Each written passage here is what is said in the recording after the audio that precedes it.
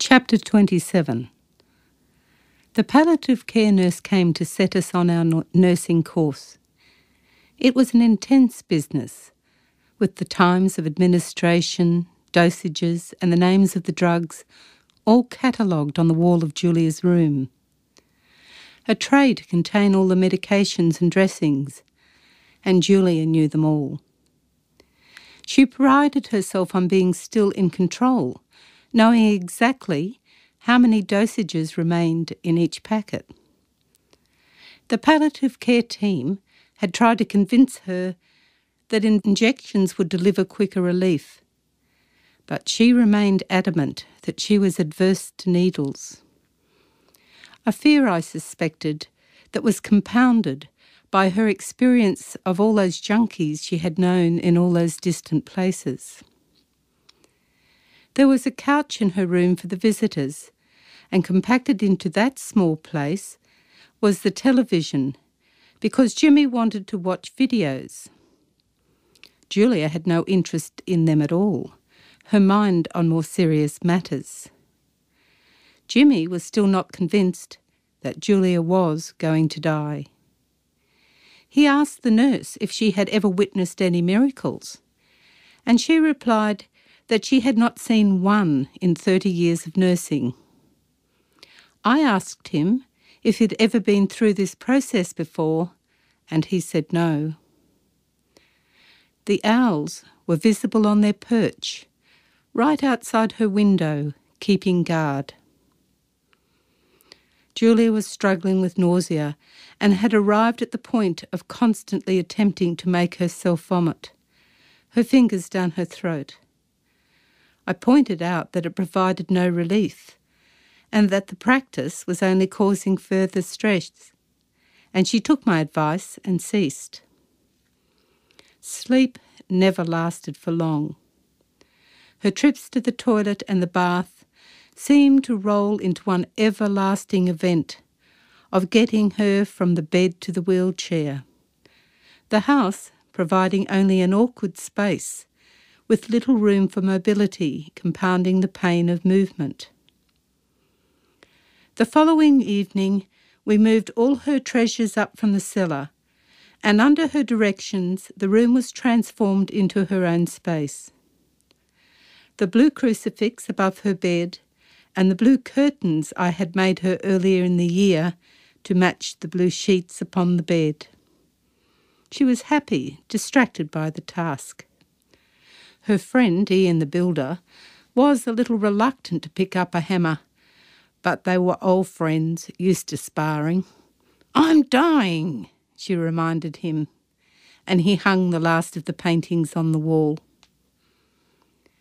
Jimmy was still sleeping in her bed, so he had the night duty, but I received a call in the early hours of the night.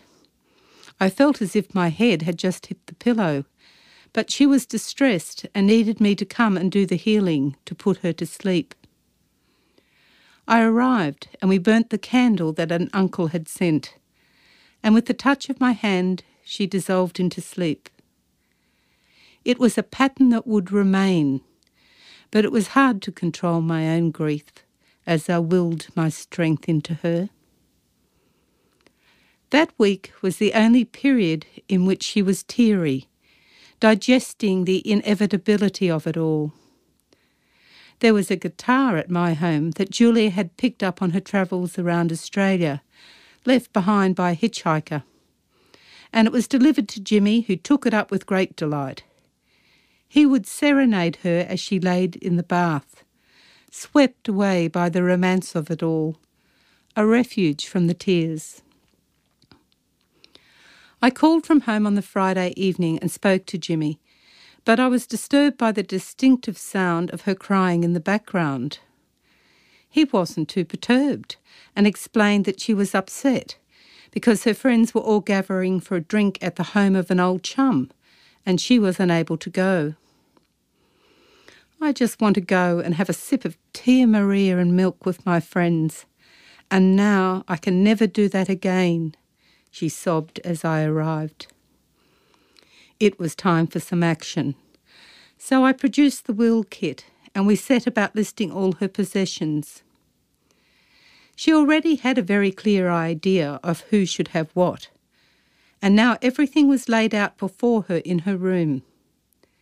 She debated the reason for bequeathing each object, the meaning that it would have to each person she loved. There were all the friends in Dublin, her girlfriends, cousins and aunts, close family friends, past boyfriends and her sisters. A very long list, which surprised me because I knew the history of them all, and some of them I would have imagined had lost their original significance in her life. But she listed them all as if they were some sort of tally representing her life. There was only one person that caused her concern, the child in Dublin.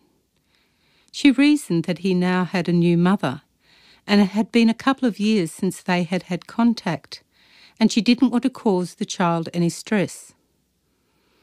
Finally, we agreed that the carved box that she had kept from her own childhood should be filled with Australian sweets and some shells collected from her trip around Australia. There had to be Rocky Road because it contained marshmallow and the child loved it. I was to buy a card and write a letter to be sent after her death. Her eyesight was failing, and writing, which she had always found challenging, had become impossible. She only just managed to sign the frame print designated for Annie after I had written the inscription. The process took hours and hours, and we were able to forget the ticking of the clock for that time. She faltered only once, declaring that she didn't want to give away all her beautiful things. "You must," I said, and we continued the work until she was free of it.